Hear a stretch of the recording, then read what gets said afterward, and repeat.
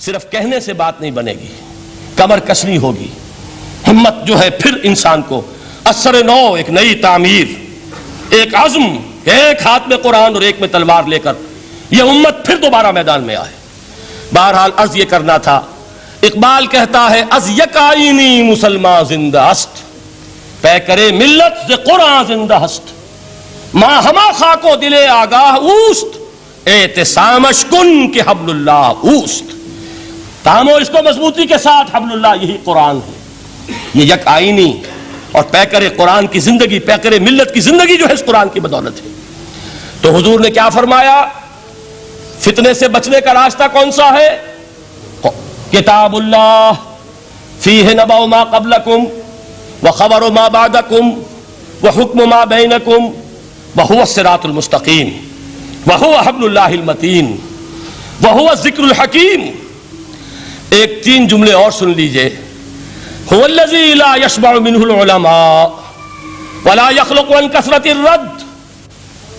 یہ قرآن وہ شے ہے جس سے اہل علم کبھی سیر نہ ہو سکیں گے۔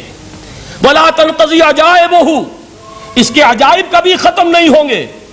یہ ہیروں کی وہ کان نہیں ہے کہ جو کبھی خالی ہو جائے کہ سارے ہیرے نکل چکے اب مزید ہیرے نہیں ہیں، نہیں، علم اور حکمت کے ہیرے اور ہدایت اور حکمت کے موتی اس میں سے ابد الآباد تک نکلتے رہیں گے۔ ضرورت صرف کھودنے کی ہے۔ میں نے وہ لفظ استعمال کیا تھا، آج کا قرآن کھودنا ہوگا، آج کی ہدایت اس قرآن سے نکالنی ہوگی۔ قرآن جب نازل ہوا آن دی سرفیس، بالکل ظاہر وہ تھی اس کی ہدایت جو اس دور کے لیے ضروری تھی۔ ہمیشہ کی ہدایت اس کے اندر رکھ دی گئی ہے، اس میں مضمر ہے، اس میں چھپی ہوئی ہے، اس کے لیے تدبر کی ضرورت ہے۔ کتاب انزلناہ الیک مبارک لیدبروا آیاتہ ولیتذکر اولو الالباب۔ لوگ تدبر کریں، اس کی گہرائیوں کے اندر غوطہ زنی کریں۔ لا تنقضی عجائبہ، اس کے عجائب کبھی ختم نہیں ہوں گے۔ ولا یشبع منہ العلماء، اہل علم کبھی اس سے سیر نہیں ہوں گے۔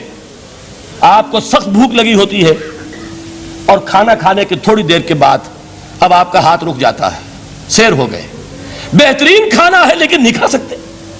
اگر عام حالات میں وہ آتا تو کبھی نہ چھوڑتے، لیکن اب وہ آپ کا میزبان کہہ رہا کچھ اور لیجئے، تناول فرمائیے ذرا، یہ بھائی نہیں میں اب بھر چکا، یہ آپ کہتے ہیں کہ نہیں؟ حضور فرمایا یہ قرآن وہ شے نہیں ہے جس سے اہل علم کبھی سیر ہو سکے۔ ان کی پیاس بڑھتی چلی جائے گی، ان کے اندر quest of knowledge, search for wisdom بڑھتی چلی جائے گی۔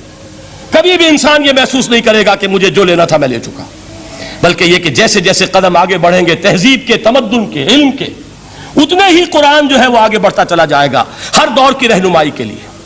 لا تنقضی عجائبہ ولا یخلق عن کثرت الرد، بار بار کے پڑھنے سے اس پر بوسیدگی طاری نہیں ہوگی۔ دنیا کی اور کتابیں ہیں، 1 دفعہ پڑھ لیں گے، 2 دفعہ پڑھ لیں گے، 3 دفعہ پڑھ لیں گے، 4 دفعہ پڑھ لیں گے، پھر جی نہیں چاہے گا۔ لیکن یہ کتاب وہ ہے، امام شافعی کا میں واقعہ آپ کو سناتا ہوں۔ وہ یہ کہتے ہیں کہ ایک مرتبہ میرے ذہن میں یہ سوال آ گیا کہ اجماع کے لیے بھی قرآن مجید میں کوئی سند ہے، دلیل ہے؟ سب مانتے ہیں کہ اجماع جو ہے سورس ہے قرآن کے، اسلامی قانون کی، جس پر کہ امت کا اجماع ہو جائے۔ تو کہتے ہیں میں نے 300 مرتبہ قرآن پڑھا اول سے آخر تک، صرف اس دلیل کی تلاش میں۔ 300 مرتبہ مجھے نہیں ملی، 301ویں مرتبہ جب پڑھ رہا تھا مجھے روشنی مل گئی۔ وہ یبتغی غیر سبیل المومنین کے جو الفاظ آئے ہیں، نولہ ما تولی ونصلہ جہنم، جو کوئی شخص مسلمانوں کے راستے کو چھوڑ کر کوئی اور راستہ اختیار کرے گا ہم اسے اسی کے حوالے کر دیں گے اور جہنم میں پہنچا دیں گے۔ معلوم ہوا مسلمانوں کا جس پر اجماع ہو جائے اس کو بھی ایک سند حاصل ہے۔ یہ مسلمانوں کا مجمع علیہ ایک راستہ ہے، اس کو بھی ایک سند اور دلیل کی حیثیت حاصل ہے۔ اب آخری الفاظ جو میں نے پڑھ کر سنائے تھے شروع میں، 4 الفاظ ہیں چوٹی کے، وہ تو اللہ کرے کہ آپ یاد کریں اس حدیث کا اختتام۔ ویسے حدیث بہت طویل ہے، قرآن مجید کی عظمت کا بیان محمد الرسول اللہ کی زبانی صلی اللہ علیہ وسلم، قدر گوہر شادانت یا بدانت گوہری۔ میں نے قرآن کے 3 مقامات سے 7 آیتیں سنائی اور حضور صلی اللہ علیہ وسلم کی چند احادیث سنا رہا ہوں۔ آخری الفاظ کیا ہیں؟ من قال بہ صدق، جس نے اس قرآن کی بنیاد پر کوئی بات کہی اس نے سچ کہا۔ ومن حکم بہ عدل، جس نے اس قرآن کی بنیاد پر کوئی فیصلہ کیا اس نے عدل کیا۔ ومن عمل بہ اجر، اور جس نے اس پر عمل کیا اس کا اجر محفوظ. اور آخری ٹکڑا ومن دعا الیہ ہدی الی صراط مستقیم، جو اس کی طرف بلائے گا، اس قرآن کی طرف، کسی اور کو ہدایت ہو نہ ہو اس کی ہدایت گارنٹیڈ ہے. ہدی الی صراط مستقیم، یہ ماضی مجہول وہ ہے جو کوئی شے ہو چکی، جو اس قرآن کی طرف لوگوں کو بلائے گا اسے تو ہدایت نصیب ہو گئی صراط مستقیم کی طرف. اللہ تعالیٰ مجھے اور آپ کو اس بات کی توفیق دے، اس قرآن مجید کی عظمت کا انکشاف ہو ہم پر کسی ادنا سے ادنا درجے میں، اس درجے میں تو ہو جائے کہ پھر کسی اور چیز کے پڑھنے میں لذت محسوس نہ ہو. اگر یہ بھی نہیں ہے، اگر ڈائجسٹ پڑھنے میں زیادہ دلچسپی ہے اور شکاریات پڑھنے میں زیادہ دل لگتا ہے، اور اگر بھوت پریت کی کہانیاں، یہ بھی عجیب ہے انسان کا معاملہ، اچھے اچھے عقلاء اور اچھے اچھے بالغ لوگ وہ بھی اس قسم کی اوکلٹ چیزیں پڑھتے ہیں، تو معلوم ہوا کہ قرآن مجید سے شناسہ نہیں، قرآن سے تعارف نہیں ہوا، اس کے جمال و جلال سے کوئی حصہ نہیں ملا.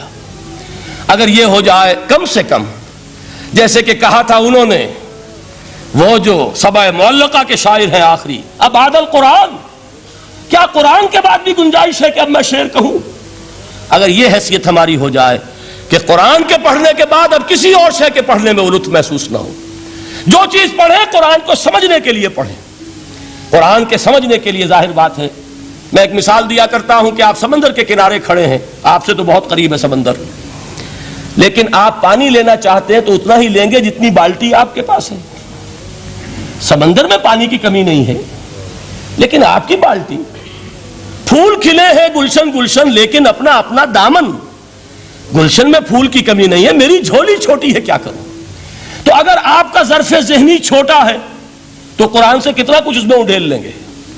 ظرف ذہنی وسیع ہونا چاہیے، آپ کے ذہن کے اندر وسعت ہو، اور یہ وسعت ذہن جو ہے یہ پیدا ہوتی ہے دوسرے علوم سے. آپ سائنس جتنی پڑھیں گے آپ کا ذہن وسیع سے وسیع تر ہوگا، فلسفہ جتنا پڑھیں گے ذہن وسیع سے وسیع تر ہوگا، منطق پڑھیے ذہن وسیع سے وسیع ہوگا، تیز ہوگا، شارپ ہو جائے گا.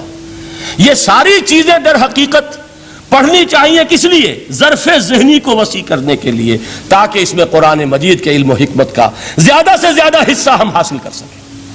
اگر یہ بات ہو جائے، اور پھر خیرکم من تعلم القرآن وعلمہ، یہ تو ہوا قرآن سے حاصل کرنا. اب اس حاصل کرنے کے بعد اب اس کے بانٹنے والے بن جاؤ. سب سے بڑی دولت یہ ہے، لہذا سب سے بڑا سخی وہ ہے جو اس دولت کو بانٹ رہا ہو. انسان کا سب سے بڑا خادم وہ ہے جو ہدایت کے خزانے لٹا رہا ہو. یہ ہے سب سے بڑی خدمت خلق، یہ ہے سب سے بڑی سخاوت. خیرکم من تعلم القرآن وعلمہ. اللہم ربنا اجعلنا منہم، اللہم ربنا اجعلنا منہم، اللہم ربنا اجعلنا منہم. اقول قولی ھذا واستغفر اللہ لی ولکم ولسائر المسلمین والمسلمات. هي الحلقات تحفظني بآيات من القرآن، هي الحلقات تملأني بحب المصطفى العدنان.